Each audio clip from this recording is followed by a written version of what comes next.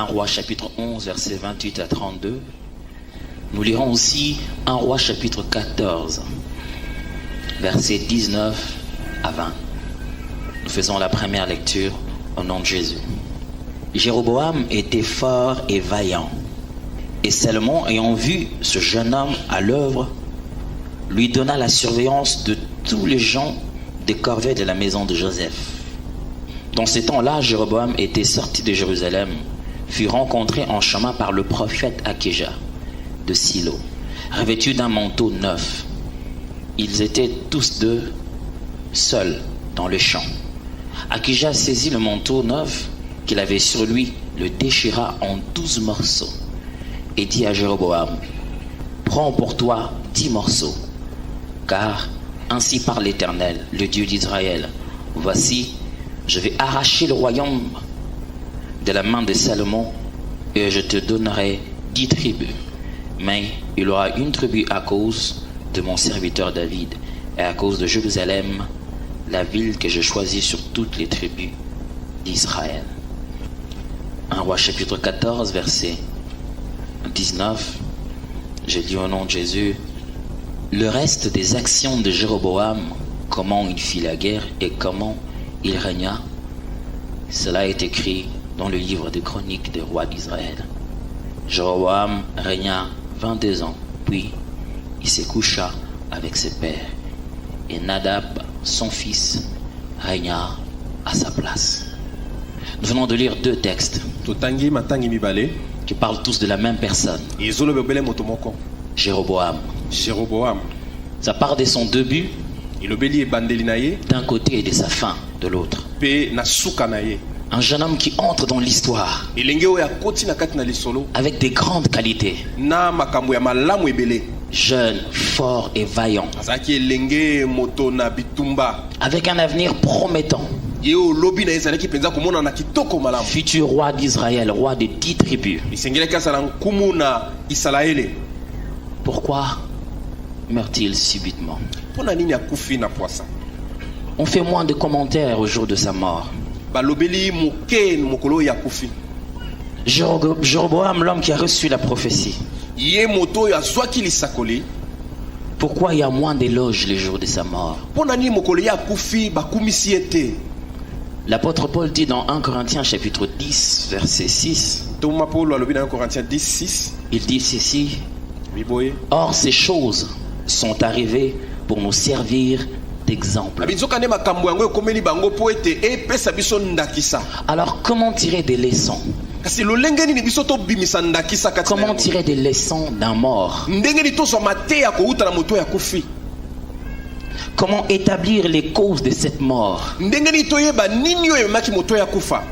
Pourquoi un si bon début finit-il aussi mal? Qu'est-ce qui a causé la dégradation progressive du vaillant Jéroboam? Il est mort. Il nous faut donc une autopsie. Ce matin, je voudrais que nous parlions sur ce sujet. L'autopsie de Jéroboam. L'autopsie de Jéroboam. Le nom Jéroboam signifie le peuple devenu nombreux. Il est né de son père Nabat et de sa mère Théroa. Lorsque le roi Salomon le prit, il était devenu fils d'une veuve parce que son père était déjà mort. Il était fort, vaillant, il avait des qualités. Salomon l'a sorti du milieu de tout le monde et a fait de lui un chef. Il fut tué de nulle part. L'Éternel a envoyé le prophète qu'il a rencontré. Il lui a donné des fortes promesses. Comme Dieu aime si bien le faire, il a sorti de la mêlée. Il a mis en exergue avec des grandes promesses. C'est que Dieu lui a dit. Au bout d'un certain temps, comme tous les choisis de l'Éternel, il a subi un combat. Salomon s'est mis à le combattre. Il a dû fuir. Et le jour fixé par Dieu, il devint finalement l'accomplissement de la prophétie. Il devient le roi d'Israël. Mais qu'est-ce qui s'est passé? Qu'est-ce qui s'est passé dans la vie de ce jeune Jéroboam? Chaque fois qu'il y a une mort assez subite et incomprise, on passe à l'autopsie.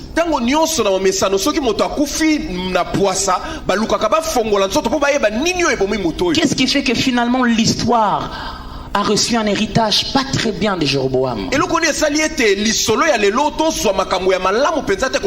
Tous les rois qui sont venus après Jéroboam, la Bible dit d'eux, il vécut en tout point de vue comme Jéroboam. Il pécha d'après le péché de Jéroboam. Qu'est-ce qui a transformé le vaillant et le fort en icône de péché?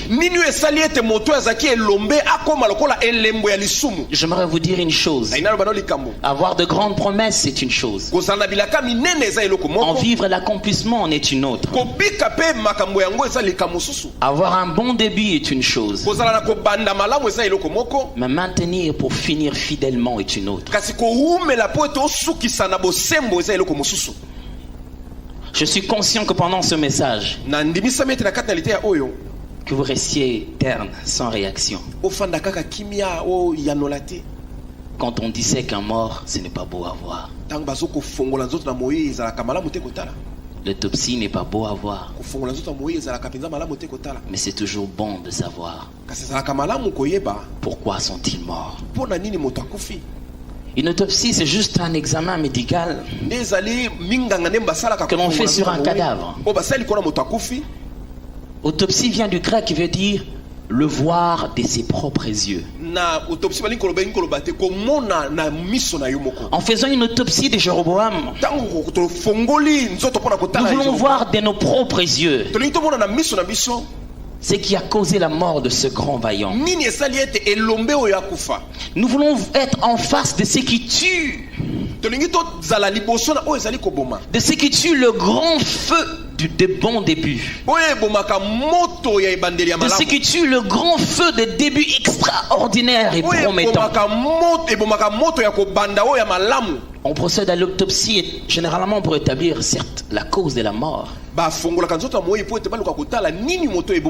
mais aussi pour déterminer l'état de santé de la personne avant la mort. Il existe que des gens meurent non pas de la maladie mais du mauvais traitement. On voudrait établir aussi si le traitement que le sujet, la personne avait reçu de son vivant était vraiment le bon par rapport à la maladie qu'on va découvrir. Désolé de vous le dire, mais quelquefois certaines personnes meurent à l'hôpital non pas à cause de leur maladie mais juste à cause d'une mauvaise prescription.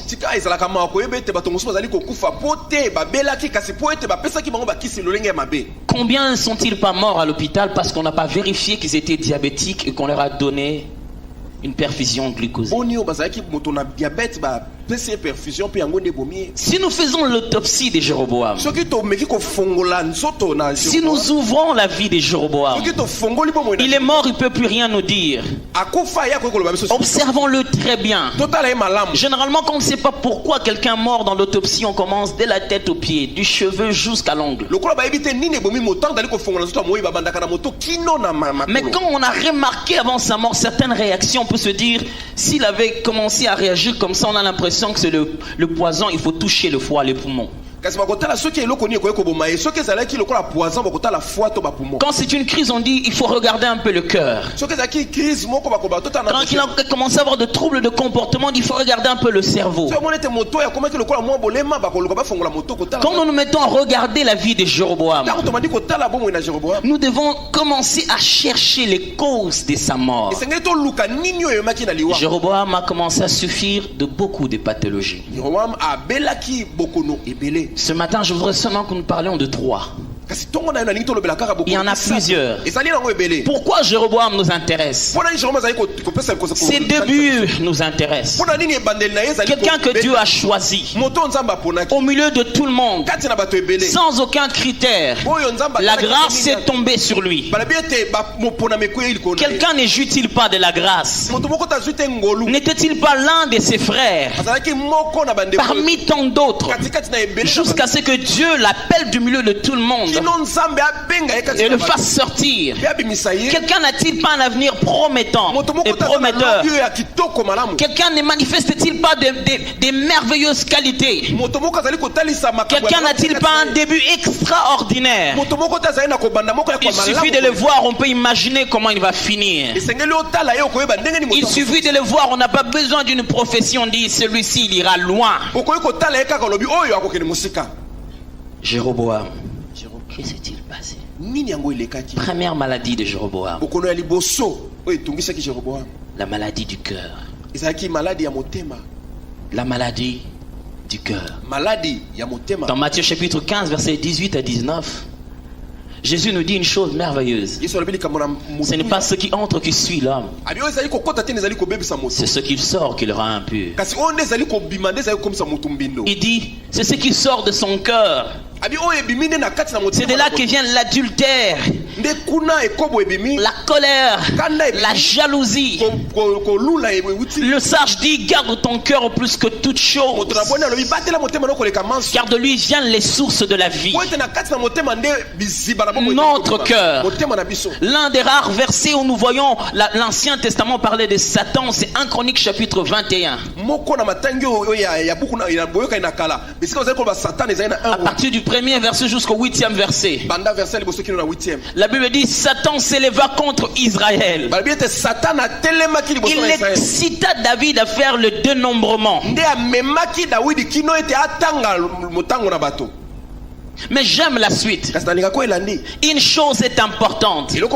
Satan ne sera jamais tenu responsable de nos décisions. Au verset 8, le roi David, l'épatant roi David dit quelque chose. Seigneur, je péché contre toi en faisant le dénombrement de ce peuple. Je agis en insensé. Frère, c'est peut-être le diable qui t'excite. C'est peut-être Satan qui commence à mener ces choses dans son cœur. Il ne portera jamais le chapeau de tes actes. Ce que ton cœur te pousse à faire, les décisions que tu prends individuellement, aucun démon ne sera jugé pour ça. Zangate ba utiliser ngai apena mona na lota ka bandoto mabe. Il n'y a pas de rêve, il n'y a pas de démon pour ça. Quand ton corps est en train de te tirer, de t'attirer dans tous les sens, de te pousser vers la sœur de ta femme qui est dans ta maison, vers ta bonne, le diable t'incite à cela, mais après il ne sera jamais jugé de la finalité de tes actes.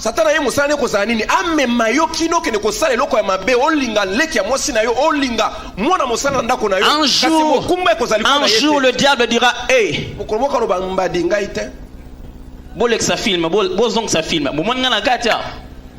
le cœur. Qu'est-ce qui s'est passé? Deux types de maladies du cœur ont attrapé Jéroboam. Chapitre 12, verset 25. Jéroboam bâtit Sichem sur la montagne d'Éphraïm et il lui demeura, puis en sortit et bâtit Pénuel. 26.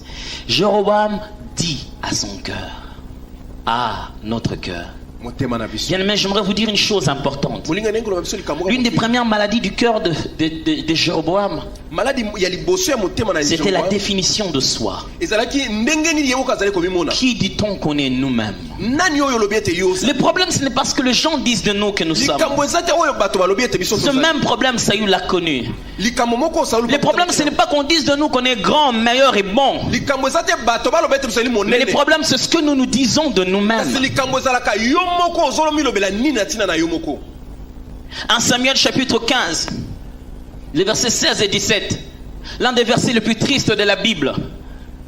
Le prophète vient voir Saül pour lui dire qu'il est détrôné. Il dit assez Saül.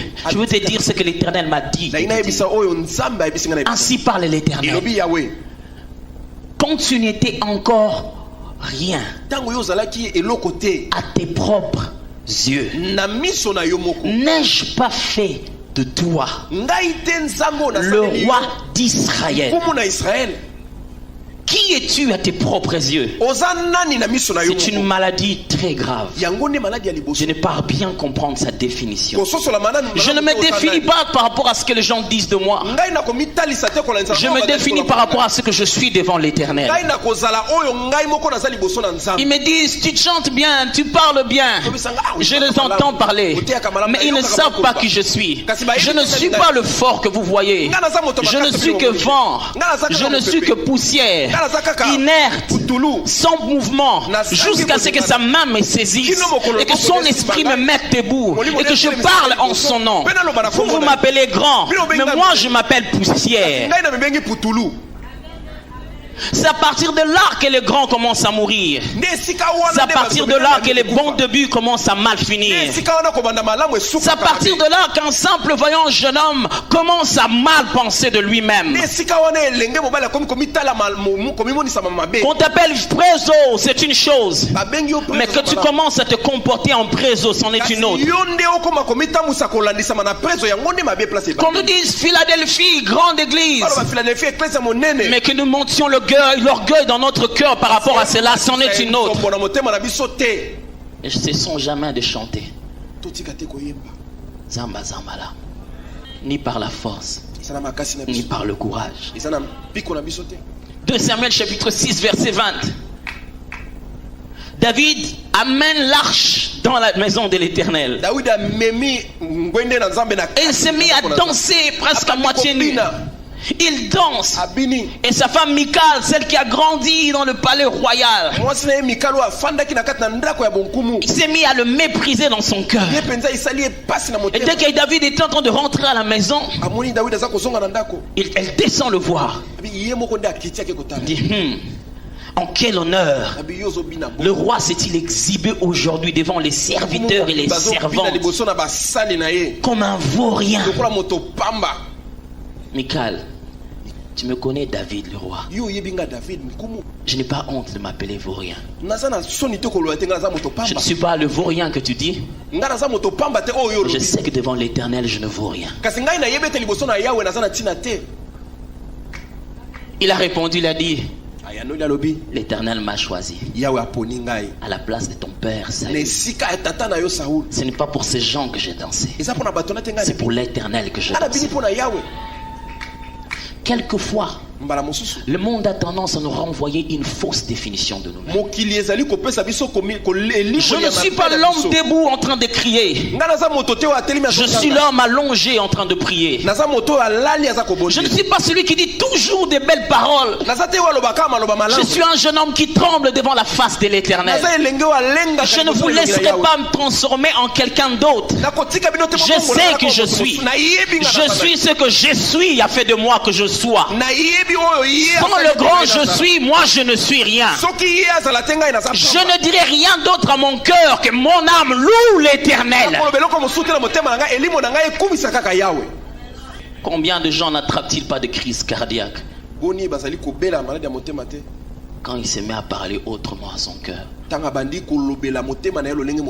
Que dis-tu en ton cœur? Que dis-tu à ton cœur? Que dis-tu à ton cœur?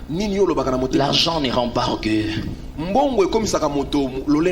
Ton cœur. Ton cœur. Les gens meurent de ça. Les héros disparaissent à cause de ça. Quand ils veulent devenir héros, un jour quelqu'un m'a vu. Il m'a dit, qu'est-ce que ça te fait quand tu chantes à la télé, quand tu passes à la télé? Je lui dis, ça me fait peur. Il me dit, oh, comment ça te fait peur? J'ai dit, parce que demain, il faudrait que je rende la même chose. On m'évaluera par rapport à aujourd'hui. Et je sais ce qui fait ma force. Ma force, c'est pas quand je passe à la télé. Ma force, c'est surtout quand je n'y passe pas. C'est que je vais vers la source. Je ne suis pas un homme comblé. Je suis un homme connecté à la source intérieure. C'est toi le chef de la famille. Tu es tout petit. Sans toi, on ne peut rien faire dans la famille. Si tu commences à te définir comme ça, tu as commencé une mort, une maladie mortelle. Je ne suis que comme vous. Quand j'ai deux, je donne. Je contribue comme tout le monde. Ne me portez pas sur des chipois. Je ne suis qu'un homme. Je vous apprendrai du reste. Que sans Dieu, je ne suis rien. Je suis fourni célestement. Je ne peux pas devenir la source de vos solutions. Moi, j'ai une autre source. Comment me déclarerai-je en source pendant que je dépends d'une autre source? Ne me définissez pas comme ça. Je ne veux pas me définir comme ça. Frère, quelquefois on ne sait pas les changer et dire aux gens, ne m'appelez pas comme ça. Mais on peut se dire à soi-même, mon cœur, je ne suis pas comme ça. Je sais qui je suis. Je suis ce jeune homme tremblant. Je sais qui je suis. Je suis cet homme qui pleure et qui crie au fond de lui-même. Quand je sors, je prépare d'abord mon visage pour qu'on ne voie pas cela. Et je parle avec autorité. Non pas à cause de moi, mais à cause de l'Éternel qui fait ma force. Je ne parle pas au nom d'un compte bancaire. Je ne parle pas au nom d'une promesse quelconque. Je parle au nom de celui qui me fait vivre. Je vis, je puis tout par celui qui me fortifie.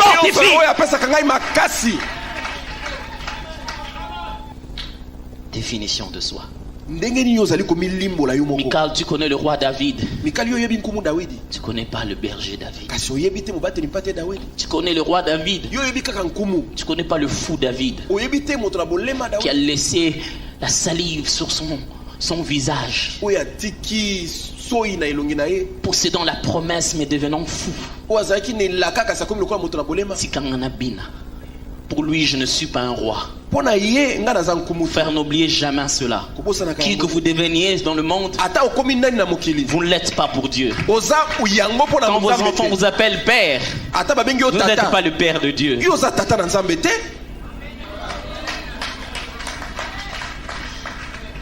Une autre maladie de cœur à attraper. L'éloignement de Dieu. L'éloignement d'avec Dieu. S'éloigner de Dieu. Quand le cœur attrape cette maladie, il commence à s'éloigner de Dieu. Il perd le rythme normal. Jéroboam, n'as-tu pas tiré les leçons de ton prédécesseur Salomon? Ne sais-tu pas pourquoi Dieu a arraché le royaume de la main de Salomon? 1 Roi chapitre 11 verset 3. La Bible dit que Salomon a eu toutes ses femmes et toutes ses concubines. Et à la fin de ses jours, ces femmes tournèrent son cœur. Quand tu commences à t'éloigner de Dieu, quand ton cœur commence à s'éloigner de Dieu, chapitre 13 verset 4, on retrouve le grand Jéroboam en train de crier sur le prophète. Et depuis quand Jéroboam? Un prophète vient, prophétise contre les hôtels que Jéroboam avait fait. Il dit, ça va être détruit ça. Ainsi parle l'Éternel. Jéroboam avait fait des hauts lieux. Les gens commençaient à adorer Dieu comme une idole. Il s'est perdu. Ils s'en rendaient même pas compte. À telle enseigne que quelqu'un vient de la part de l'Éternel. Jéroboam prend le culot de dire, saisissez-le. Jéroboam, tu parlais pas comme ça avant? Ah bon? Sa main est restée sec. Là, pour que l'Éternel montre qu'on ne se moque pas de Dieu. Ce qu'un homme aura sémé, il le moissonnera. L'Éternel vient, le Dieu du serviteur. Chapitre 4, chapitre 13, verset 4, 5, il dit, quand sa main est restée sec, à partir du verset 6, il dit au prophète, il dit, parle à l'Éternel, ton Dieu.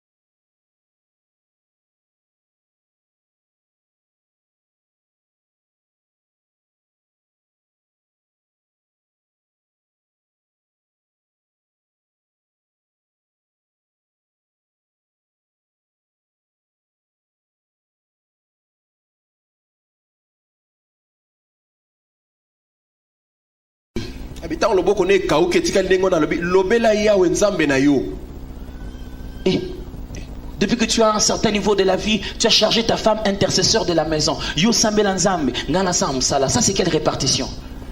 Et puis avec beaucoup de kilos, tu viens dire l'Éternel est devenu son Dieu. Il n'est plus ton Dieu. Depuis quand? Depuis quand Jéroboam? Il commence à demander juste de service à Dieu. Que l'Éternel, ton Dieu, me guérisse. Vers la fin de ses jours, son fils est devenu malade. Il envoie sa femme et lui dit, va chercher ce prophète qui m'a dit que je devienne roi pour que cet enfant soit guéri. Dieu est devenu un consultant. Ah bon? Dieu est devenu un consultant.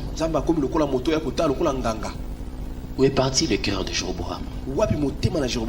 Pendant ces jours, Jéroboam a connu aussi d'autres maladies. Deuxième type de maladie. Maladie du cerveau. Maladie de la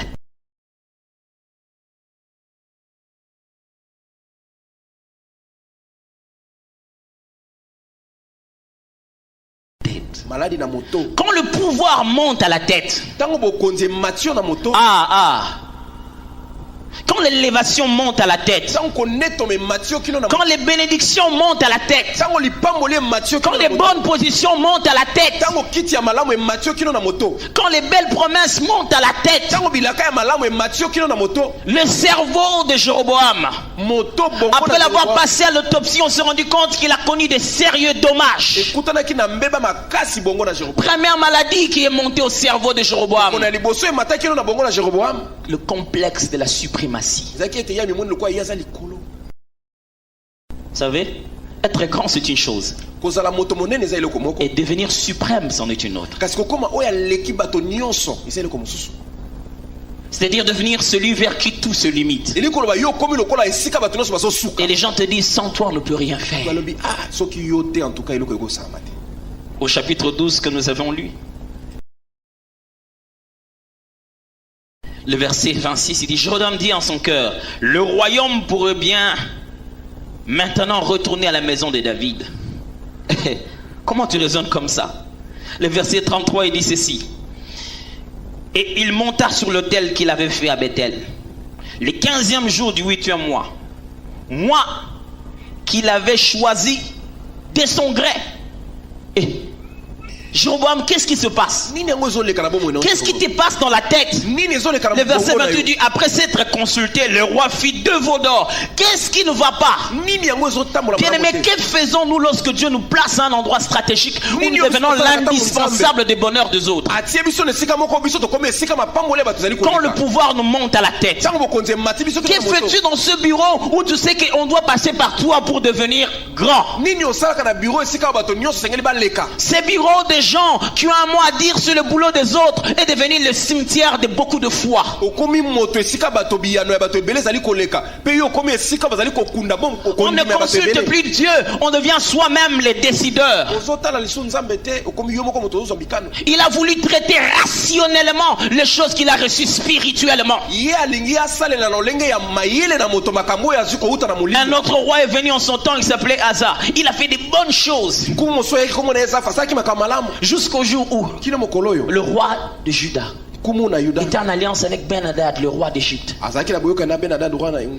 Et tellement que leur armée était forte, Asa a eu peur.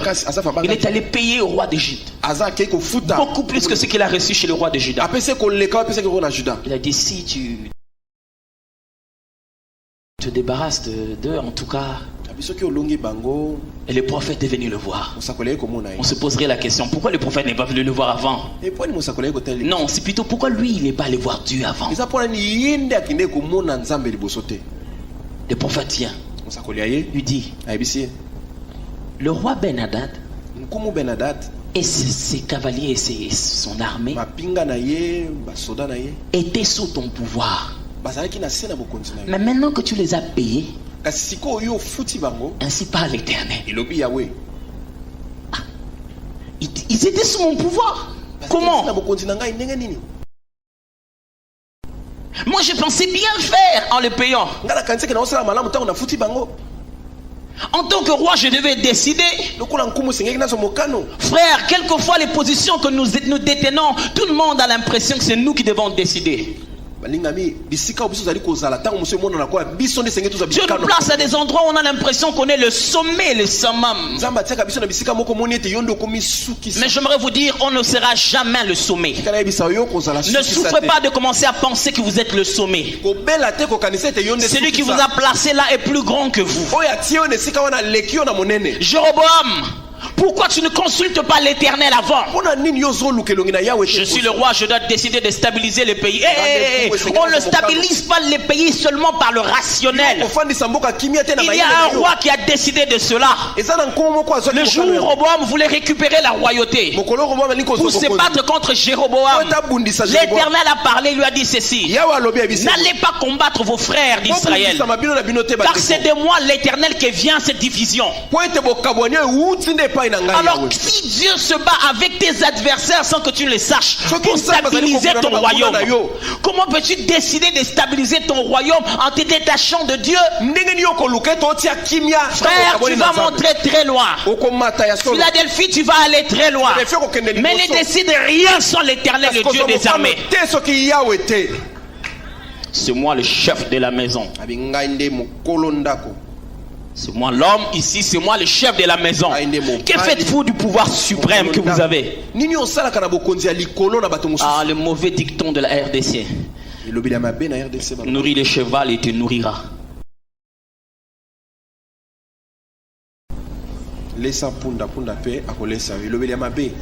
De nos jours, c'est triste d'en parler.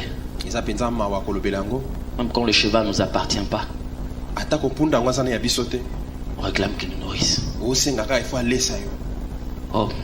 je m'étonne que ça vous fasse rire. Est-ce là une raison de la chercher? Quand il était venu ici, c'est une petite fille. Moi, je le nourris et elle a grandi. Est-ce une raison de cueillir son fruit? Bien de choses se passent. Parce qu'on se sent suprême. On se sent suprême. On se sent suprême. Et quand les jeunes filles, les jeunes sœurs viennent te dire: oh, je viens pour tel boulot, tel boulot, tu leur donnes un rendez-vous à des heures où il y a moins de gens. Il était venu pour le boulot, pour que tu l'aides pour le boulot. Mais tu as profité de ta position.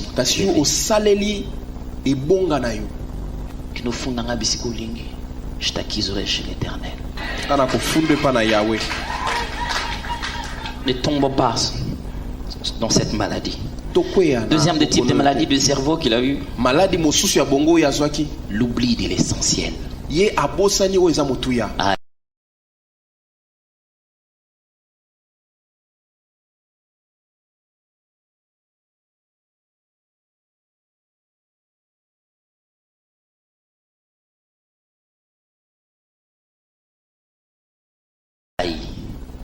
cette amnésie nous attrape. On oublie l'essentiel. L'essentiel, c'est ce qui est strictement indispensable. L'essentiel. Ne servons pas l'humain. Jéroboam au chapitre 12 verset 33. La partie B dit: il fit une fête pour les enfants d'Israël. Il monta sur l'autel pour brûler de parfum. Jéroboam, est-ce que tu es devenu roi pour faire des fêtes pour les enfants d'Israël? Jéroboam, est-ce que tu es devenu roi pour faire tout ce que le peuple te demande? Dans 1 Samuel chapitre 15 verset 15, Saül parle au prophète Samuel. Samuel lui dit: quels sont ces bêlements? Il dit: non, ça c'est le peuple qui a. Le peuple a voulu amener. Est-ce que tu as été nommé chef du peuple pour faire ce que le peuple veut que tu fasses?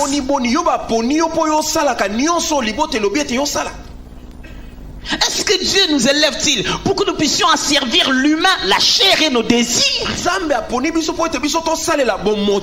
que nous venons à l'église pour que Dieu nous bénisse, nous nourrisse, nous donne des voyages? Qu'avons-nous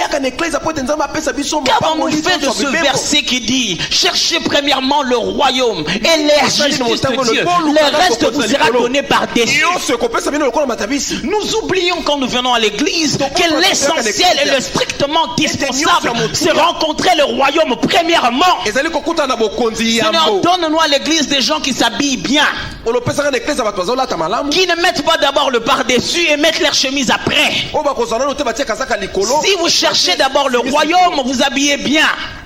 Mais si vous cherchez d'abord le par-dessus, vous êtes mal habillé. On ne commence pas par s'habiller par un par-dessus et puis mettre la chemise après.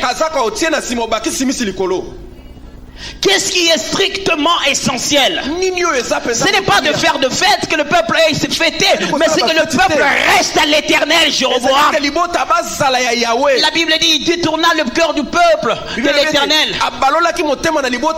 Le but ce n'est pas que je règne, mais le but c'est que je maintienne la relation de ce peuple avec l'éternel. Le but ce n'est pas que je vienne à l'église et que j'ai le mariage et que j'ai à manger et que j'ai l'enfant que je demande. Non, le but c'est que je comprenne d'abord qui est Dieu. Tout ce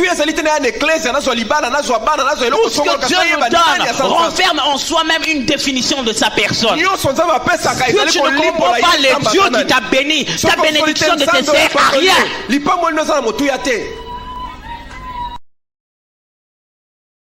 Tu t'en vas t'éteindre. Tu t'en vas mourir. Comment as-tu oublié l'éternel? Mon peuple a commis un double péché.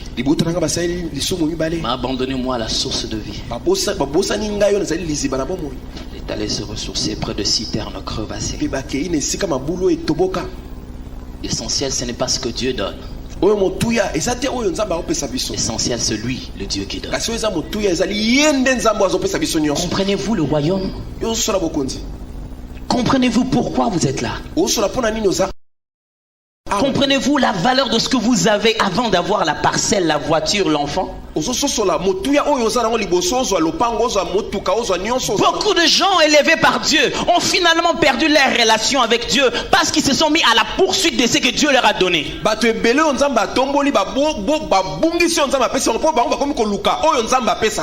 te donne pas de l'argent pour que tu te mettes à la poursuite de l'argent. Dieu ne te donne pas un mariage pour que tu te mettes à la poursuite du mariage. Dieu ne te donne pas un boulot pour que ça devienne plus grand que tout. Mais pour que tu comprennes qu'il est la source de tous ceux qui sont bénis. Je ne dis pas non plus que quand tu as un boulot aux heures du travail, tu commences à prier. C'est de l'hypocrisie. Dieu veut son temps. Il ne veut pas que tu lui grignotes du temps dans ton boulot. L'heure de travailler, c'est de travailler. L'heure de Dieu, c'est l'heure de Dieu. Si tu n'as pas à l'heure du travail, tu pries Dieu, c'est que tu n'as pas l'heure de Dieu. Tu veux seulement calmer ton cœur qui te dit l'essentiel. Qu'est-ce qui est l'essentiel? Qu'est-ce qui est l'essentiel? Est-ce que je fasse des fêtes avec des amis? Que moi aussi je sois de ce niveau de vie? Que je me rende dans les réunions des grands? Qu'est-ce qui est l'essentiel? Est-ce que j'achète quelque chose d'apparent? Un homme qui enseignait sur la pauvreté et la richesse a dit ceci: les pauvres achètent des grandes choses pour paraître riches, et les riches s'habillent modestement pour paraître pauvres.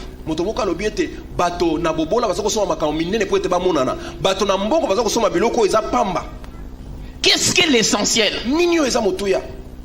Comment ne voyons-nous pas les gens, quand ils s'élèvent, commencer à suivre les choses auxiliaires et perdre l'essentiel?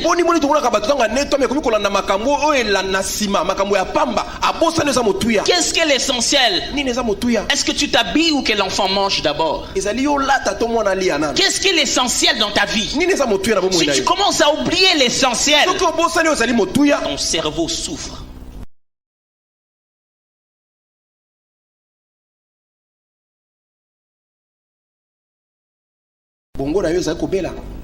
Troisième maladie, dernière, c'est le syndrome du veau d'or.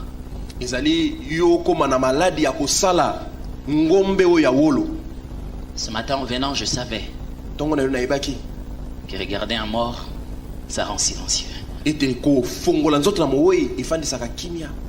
silencieux. Et comme la méthode des amens avec ma femme marche toujours, merci d'avoir précisé. J'ai eu peur que tu dises moi Sinanga. Le syndrome du veau d'or. Jéroboam, depuis quand tu fais des veaux d'or? Verset 28 du chapitre 12. Après s'être consulté, le roi fit 2 veaux d'or. 2. Et dit au peuple: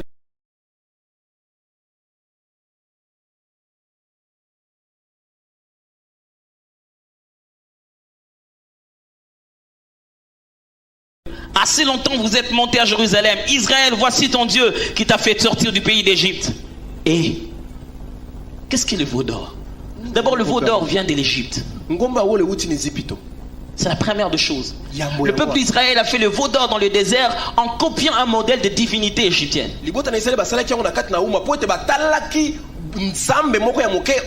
Généralement, quand nous commençons grand, nous ne voulons pas très bien vérifier si nous avons tout abandonné de l'Égypte. Vous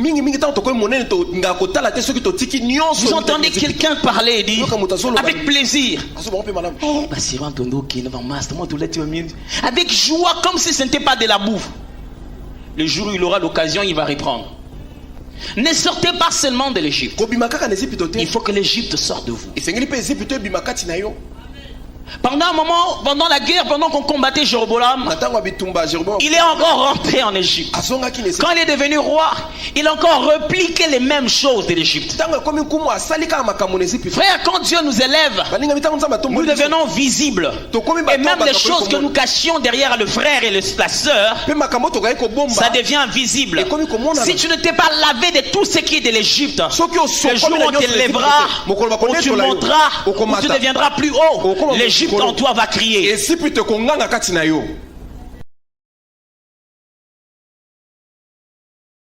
Ouf, ça pue le corps de Jéroboam. Copions pas le monde.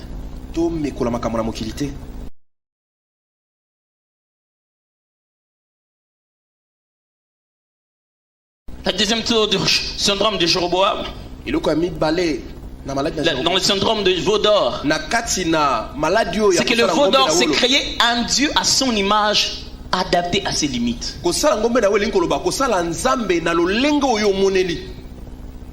Israël, voici ton Dieu qui t'a sorti d'Égypte. C'est ce qu'Aaron avait dit. Il en avait marre de l'invisible. Il le voulait à la forme du compréhensible.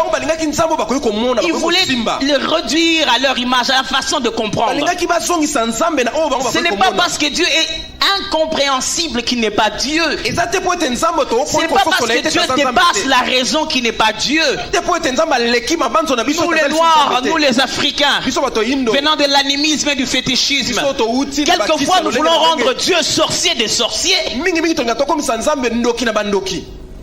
Ça pue le corps de Jéroboam. On ne sait plus parler. Nous voulons adapter Dieu à nous. Fais-nous un Dieu que nous pouvons comprendre. Adonai ne se comprend pas. Il est invisible mais il est présent. On n'a pas d'image de lui mais il existe. Frère, ce n'est pas parce que Dieu n'a pas encore fait chez toi que tu dois douter ce qu'il a fait chez l'autre. Généralement quand on commence à s'élever, on fait un stéréotype de Dieu. Non, Dieu, ce n'est pas ça. Dieu, quand il fait des choses, Dieu n'est pas logique. Dieu est Dieu. Tellement qu'on commence à monter dans une grandeur, on donne des limites à Dieu. Dieu fait généralement de telles choses. Qui t'a dit qu'il est comme ça? Il n'a pas une forme que tu maîtrises. Il est Dieu. Ne nous transformez pas en féticheurs. Ne nous transformez pas en mandona pour satisfaire vos besoins de fétichisme. Dieu agit par la parole et par la parole. Ne nous cherchez pas à faire ce que vous avez fait, Dieu le féticheur, mais en version de Dieu. Non. Ce n'est pas à Dieu de suivre votre conception de lui, c'est à lui vous de suivre sa conception de sa divinité. Ne faites pas un Dieu d'après vos problèmes. Ne faites pas un Dieu d'après vos situations. Je ne vais pas prier un Dieu congolais, je vais prier un Dieu de la Bible.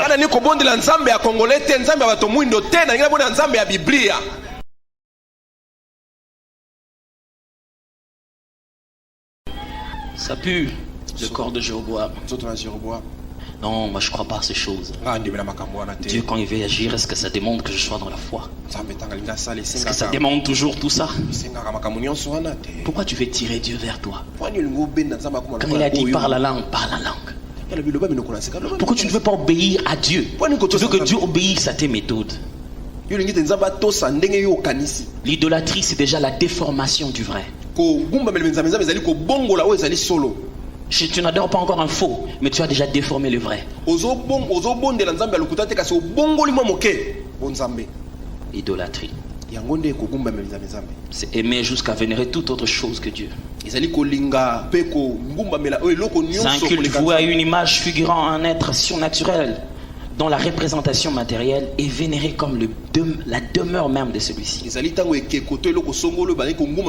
On loue un Dieu, on adore un Dieu qu'on ne voit pas, mais la statuette là, on dit qu'il est dedans. Abraham a failli redevenir idolâtre. Il croit en Dieu, un Dieu invisible. Mais pour lui, c'est dans Isaac qu'il y a Dieu. Abraham, j'ai l'impression que tes réflexes d'idolâtre reviennent. Donne-moi Isaac. Dieu n'est pas dans sa promesse. Dieu est Dieu. Tu suis la promesse ou tu suis Dieu? Seigneur, tu as tout ton regard fixé vers ce que tu attends, que tu as cessé de regarder qui est celui qui a fait cette promesse. Tu as mal que nous devenions idolâtres de ses propres promesses qu'il nous a données.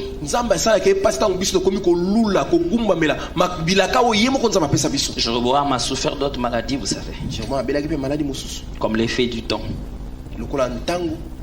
Le temps l'a changé. La fin tragique d'un bon début. Et leur cause. Voilà ce que l'autopsie de Jéroboam nous enseigne. L'autopsie, ce n'est pas beau à voir. C'est bien de savoir. Quelqu'un ce matin, nous ne pouvons pas te faire l'autopsie, tu es encore vivant. Je connais un homme dont on ne peut faire l'autopsie parce qu'il est ressuscité. Ce matin, il veut guérir ton cœur, il veut guérir ton cerveau, il veut te guérir du syndrome du veau d'or. L'Éternel promet le regard sur toute la terre. Il cherche un homme dont tout le cœur lui appartient. Ton cœur est maintenant à quoi? À qui? Comment? Quand? Qu'est-ce qui se passe dans ton cœur? Qui es-tu? Et si on était dans la prière? Quelqu'un ce matin devrait se convertir